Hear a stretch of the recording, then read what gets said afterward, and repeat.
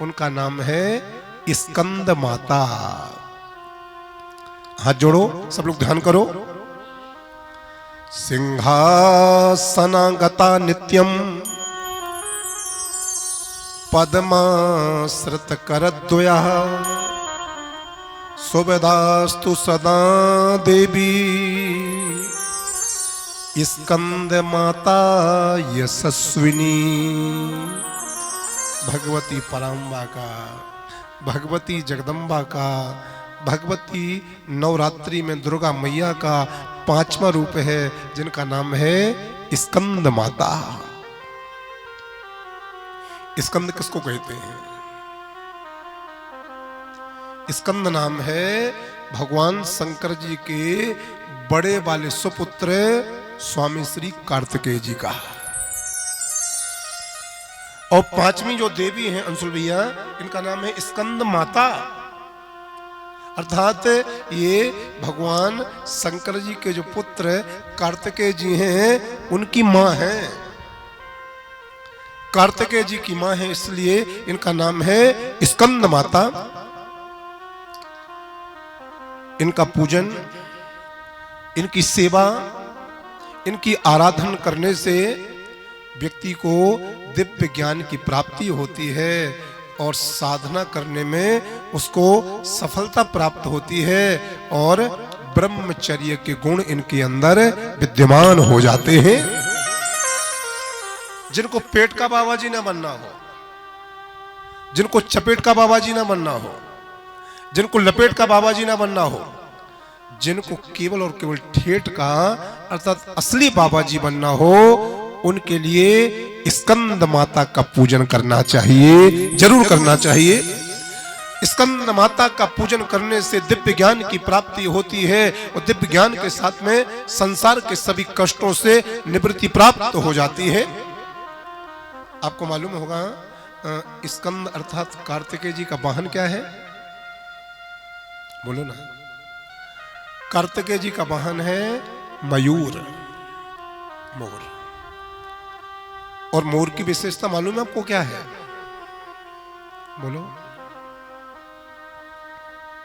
मोर में 3 गुण बहुत अद्भुत हैं, लेकिन 3 गुणों में से मोर का जो सबसे महान, सबसे अद्भुत, सबसे अलौकिक जो गुण है वो है ब्रह्मचर्य। ब्रह्मचर्य। मोर के संतानोत्पत्ति मालूम कैसे होती? नहीं मालूम? जैसे पति और पत्नी के संसर्ग से संतानोत्पत्ति होती है संसार के मनुष्यों में, जीवों में, ऐसी उत्पत्ति मोर में नहीं होती। मोर के यहां संतानोत्पत्ति की बड़ी भारी एक महिमा है। जब श्रावण का महीना आता है ना, भादों का महीना आता है ना, तो जो मादा मयूर होती है ना, जैसे बदल गरजते हैं, पंख फैलते हैं उसके, जैसे बरसात होती है पंख फैल जाते हैं। उस मादा मयूर के लिए भगवान श्री कृष्ण की याद आती है और भगवान श्री कृष्ण की याद करते करते वो मादा मयूर जोर जोर से रोती है, कहां चले गए कृष्ण आप, हमें छोड़ के कहां चले गए।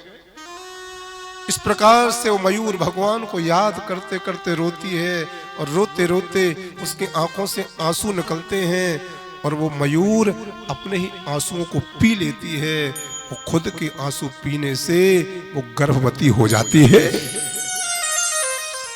मतलब विषय वासनाओं से मयूर करोड़ों कोसों दूर है। विषय वासना मयूर के जीवन में है ही नहीं। तो कार्तिकेय जी ने अपना वाहन किसको बनाया है? मयूर के लिए, जो स्वयं ब्रह्मचारी है। वो ब्रह्मचारी के ऊपर तो महाब्रह्मचारी ही विराजमान हो सकता है। तो महान ब्रह्मचारी स्वामी कार्तिकेय जी, और कार्तिकेय जी की मां है जिनका नाम है स्कंद माता। नवरात्रि के 5वें दिन जो स्कंद माता का पूजन करता है, स्कंद माता की आराधना करता है, इस दिन शास्त्रों में ऐसा कहा गया है कि स्कंद माता अपने प्रिय पुत्र स्वामी श्री कार्तिकेय जी को अपनी गोदी में विराजमान रखती हैं और पंचमी के दिन जो भी माता स्कंद माता का पूजन स्वामी कार्तिकेय जी के साथ में नाम लेकर करता है, उसके लिए अनायास ही पंचमी तिथि स्कंद माता स्वतः ही सिद्धियां प्रदान कर देती हैं। उनके अंदर ब्रह्मचर्य के लक्षण आ जाते हैं और वो जिस कामना को लेकर के नवरात्रि का व्रत करते हैं, जिस कामना को लेकर के नवरात्रि का अनुष्ठान करते हैं, पंचमी पर स्कंद माता का पूजन करने मात्र से उसके समस्त मनोरथ सिद्ध हो जाते हैं, सफल हो जाते हैं। पंचमी तिथि पर अर्थात स्कंद माता की तिथि पर योगीजन अपना ध्यान विशुद्धि चक्र में केंद्रित करते हैं और ऐसे साधकों की बाहरी क्रियाएं व चित्त वृत्ति लुप्त हो जाती है, क्योंकि एक कमल के आसन पर विराजमान रहती हैं मां स्कंद माता। स्कंद माता कमल के पुष्प पर विराजमान रहती हैं, अतः इनका एक नाम और है पद्मासना। कमल पर आसन लगा करके विराजमान होती हैं, नाम है पद्मासना। और कभी कभी जैसे नवरात्रि की पंचमी आती है या पर कोई विशेष तिथि आती है या किसी दुष्ट का संहार करने जाना पड़ता है, तो कमल की आसन को छोड़ करके ये भी सिंह पर सवार हो जाती है और सिंह पर सवार होकर के दुष्टों का समन करके पुनः कमल की आसन पर विराजमान होकर के ये ब्रह्मचारी बनने का संदेश देती हैं और इन तप सिद्ध करके साधक को सिद्धियों से संपन्न कर देती हैं, मनोरथ पूरे करा देती हैं। बोले स्कंद माता की जय हो।